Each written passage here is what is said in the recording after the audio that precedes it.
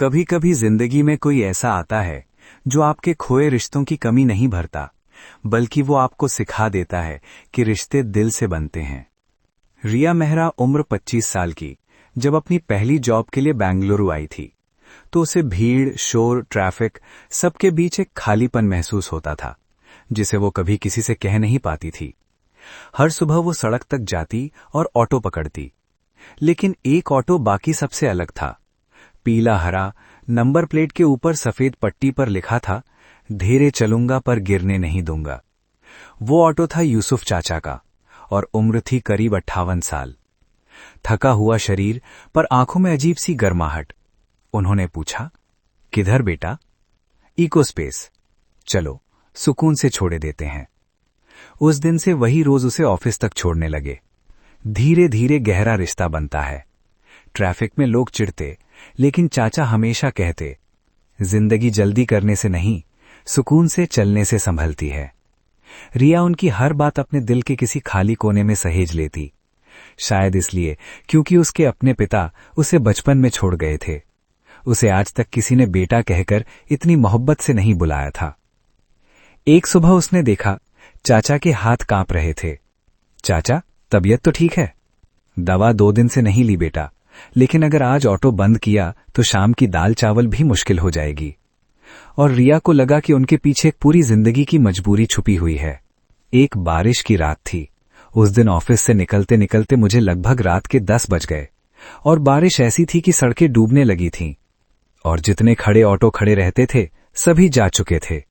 बस एक ऑटो दूर खड़ा था, वही सफेद पट्टी वाला। चाचा पूरी तरह भीगे हुए, उनके कंधे कांप रहे थे, पर उनकी नजरें बस उसी रास्ते पर टिकी थीं जहां से रिया आती थी। चाचा भीगने की वजह से कांप रहे थे, तो भी उन्होंने मुस्कुराते हुए कहा, अंधेरे में बेटी को अकेले कैसे छोड़ देता। सुनकर रिया की आंखों में पहली बार आंसू आ गए। सुबह एक फोन आया, madam, auto driver Yusuf hospital में है, आपका नंबर उनके पास मिला है। रिया का दिल तेजी से धड़कने लगा। उसने हॉस्पिटल पहुंचकर देखा, चाचा ऑक्सीजन पर थे, कमजोरी से बोल भी नहीं पा रहे थे। डॉक्टर बोले, इनका कोई परिवार नहीं है, इलाज की जिम्मेदारी तो किसी को लेनी ही होगी। तब रिया ने बिना सोचे समझे फौरन फॉर्म भरा और गार्डियन में लिखा रिया मेहरा। चाचा ने उसकी तरफ देखा और उनकी आंखों में पानी भर आया था। बेटा, मेरी उम्र में लोग अकेले रहते हैं, लेकिन तूने मुझे अकेला नहीं छोड़ा। कुछ हफ्तों बाद उन्होंने उसका हाथ पकड़ा और कहा कि यदि मेरी एक बेटी होती तो शायद वो भी ऐसे ही ख्याल रखती। रिया रो पड़ी और धीमे से बोली, मैं आपकी ही बेटी हूं पापा। चाचा उस दिन सचमुच मुस्कुराए थे। जिंदगी सबको मौका देती है, लेकिन हमेशा नहीं। कुछ हफ्तों बाद ही चाचा अचानक और ज्यादा बीमार हो गए। जब रिया हॉस्पिटल पहुंची तो देखा कि उनका चेहरा और शरीर एक अजीब सी शांति लिए हुए थे, जैसे पूरी जिंदगी की थकान अब उन्हें छोड़ रही हो। शाम को वो उनके ऑटो के पास गई। सफेद पट्टी, भीगा हुआ हैंडल और एक खामोशी जिसमें पूरी दुनिया समा गई थी।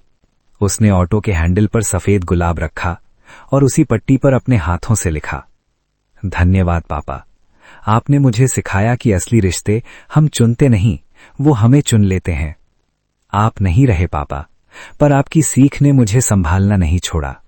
आज वही ऑटो उसके सुरक्षित सफर फाउंडेशन के बाहर खड़ा है।